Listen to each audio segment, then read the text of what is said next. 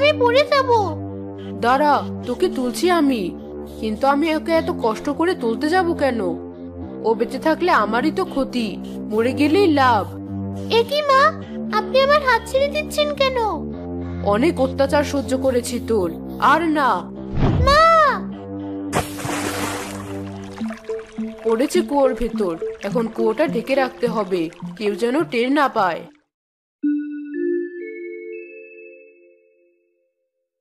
সারা কোথায়? আজ সারাদিন দেখলাম না।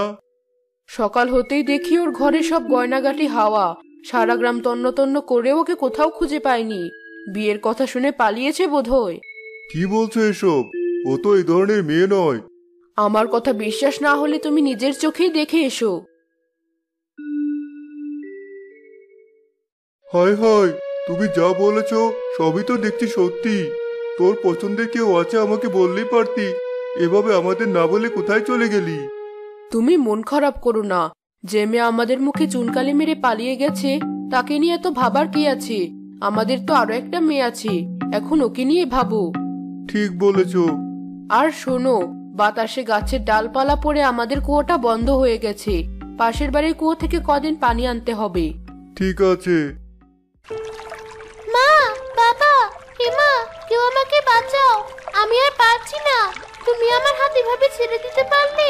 আমি কাউকে ছাড়বো না। হেমা, তোকে বলেছি না কুয়োটার কাছে না যেতে? আমি তো এমনি একটু দেখছিলাম কুয়োটার কি হলো, কেমন যেন একটা বাজে গন্ধ আসছে ভেতর থেকে। বলিস কি? কুয়োটা আরো ভালোভাবে ঢেকে রাখতে হবে, সর দেখি।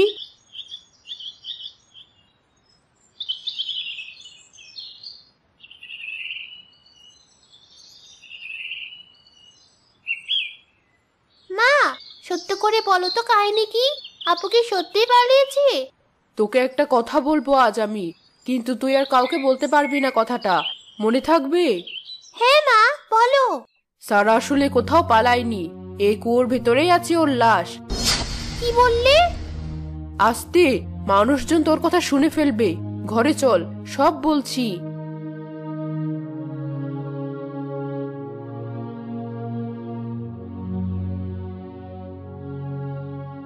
কি বললে মা? কেউ জেনে ফেললে কি হবে? কেউ জানবে না, তুই তোর মুখ খুলবি না, ওই কুয়ো আজীবনের মতো বন্ধ থাকবে।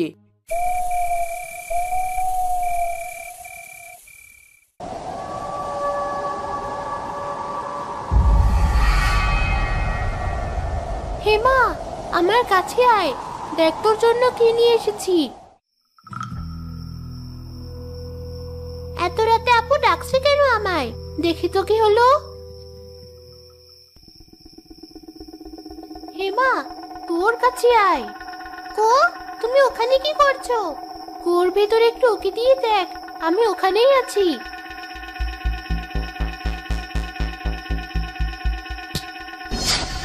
এ কি, আমি কুয়োর সামনে কি করছি? আর কুয়োর ঢাকনাটা কিভাবে খুলে গেল?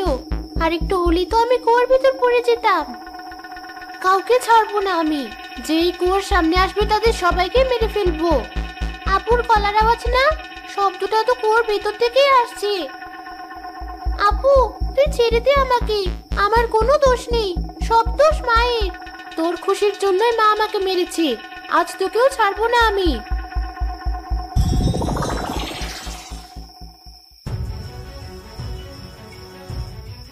কি কোথায় আছো? বাঁচাও আমাকে।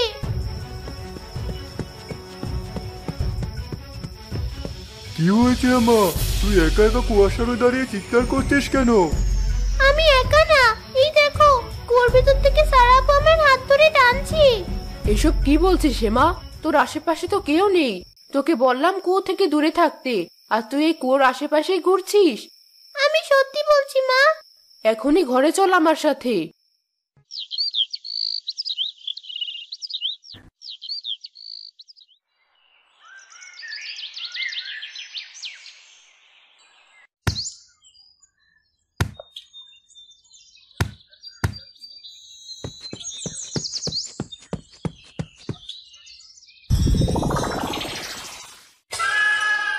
আমার ছেলেকে কেউ বাঁচাও, কুয়োতে পড়ে গেছে ও।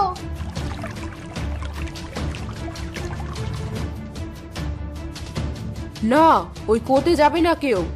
এসব কি বলছো তুমি? আপনার মাথা খারাপ? একটা ছেলে কুয়োতে পড়ে গেছে আর আপনি এসব বলছেন? সরুন, বের করতে দিন ওকে। এই তুই যা, ভেতর থেকে ছেলেটাকে উঠিয়ে আন।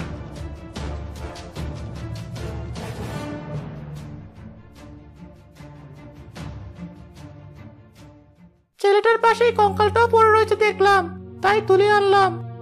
এই কাপড় তো আমার মেয়ের গায়েও ছিল, তার মানে সারা পালায়নি। ও এতদিন এই কুয়াতেই ছিল আর আমি কিছু টের পাইনি। বাবা, কঙ্কালটির ভিতর থেকে কথা শোনা যাচ্ছে। বাবা, মা আমাকে কুয়োতে ধাক্কা দিয়ে মেরে ফেলেছি। অনেকদিন না খেয়ে থাকার পরে কুয়োর ভেতরেই মারা গেছি আমি। মাকে তো আমি আপন করে নিয়েছিলাম, তবুও মা আমার সাথে এমন কেন করলো? তুই আমাকে ক্ষমা করে দে। না, মায়ের শাস্তি না হওয়া পর্যন্ত আমার আত্মা শান্তি পাবে না।